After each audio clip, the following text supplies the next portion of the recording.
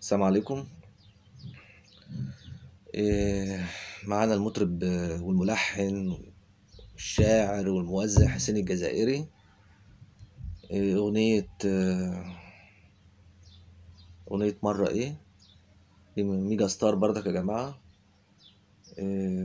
توزيعات جميلة جدا، شوفوا التوزيعات وشوفوا الآلات الموسيقية، النفخ والأكورديون والقانون وعلى الجيتار وحاجات جميلة قوي في الألبوم دوت. خصوصا شوفوا بس توزيع حميد الشاعري عامل ازاي في الأغنية ديت. اسمعوا حسين الجزائري، كان متألق قوي في الأغنية ديت، هتعجبكم جدا. اسمعوا يا جماعة.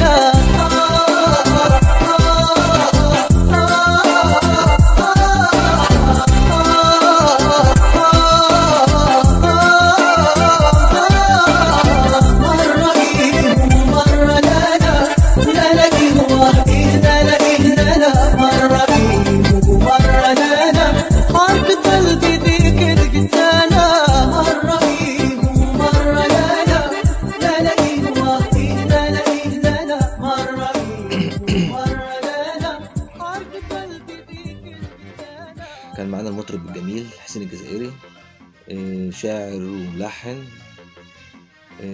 دي كانت أغنية مرة إيه ومرة دانا من ألبوم ميجا ستار 96.